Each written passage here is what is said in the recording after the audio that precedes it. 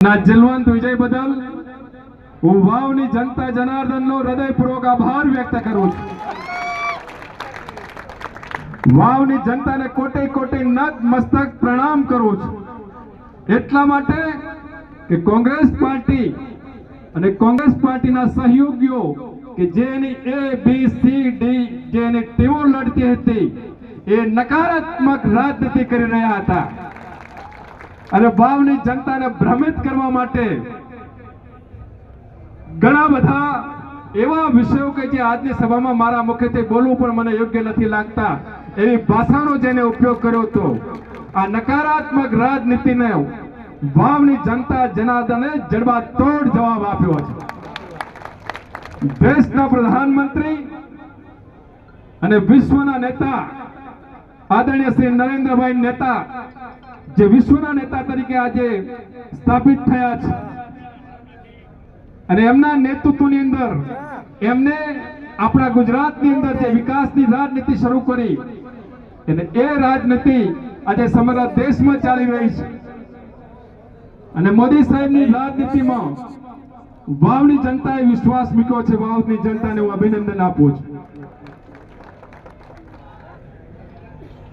આપણા ગુજરાતના માન્ય મુખ્યમંત્રી શ્રી ભૂપેન્દ્રભાઈ પટેલ અને દેશના પ્રધાનમંત્રી આદરણીય શ્રી નરેન્દ્રભાઈ મોદી સાહેબની ડબલ એન્જિનની સરકારમાં વિકાસની જનતા જોડાઈ છે।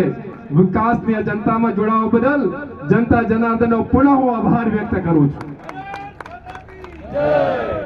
અમારા પ્રદેશ અધ્યક્ષ નવસારીના સાંસદ અને દેશના જળ સંસાધન મંત્રી આદરણીય શ્રી CR પાટીલ સાહેબના નેતૃત્વમાં ભારતીય જનતા પાર્ટીના કાર્યકર્તાઓએ જે રાત દિવસ મહેનત કરી છે, આદરણીય પાટીલ સાહેબનો, ભારતીય જનતા પાર્ટીના શીર્ષક નેતૃત્વનો અને અમારા ભારતીય જનતા પાર્ટીના દેશ દુર્લભ કાર્યકર્તાનો પણ આજના દિવસે હું આભાર વ્યક્ત કરું છું। કોંગ્રેસના સાથી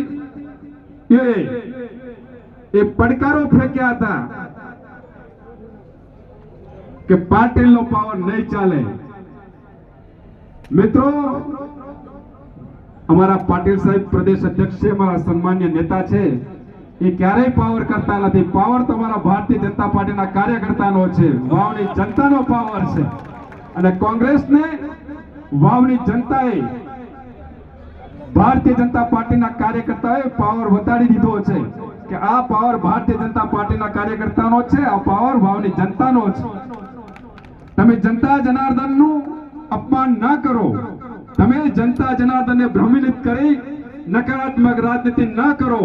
આ નકારાત્મક રાજનીતિના જડબા જવાબ જો વાવની જનતા આપ્યા છે। 2024ની લોકસભાની ચૂંટણીમાં પણ આપ્યા હતા અને 2024ની પેટા ચૂંટણીમાં પણ વાવની જનતાએ જડબાતોડ જવાબ આપ્યો છે। મીડિયા મિત્રોના માધ્યમથી હું કહેવા માંગુ છું કે વાવની જનતા, ગુજરાતની જનતા અને દેશની જનતા એ વિકાસની રાજનીતિ સાથે જોડાયેલી છે અને આજના તમે પરિણામો જોઈ શકો છો કે મારા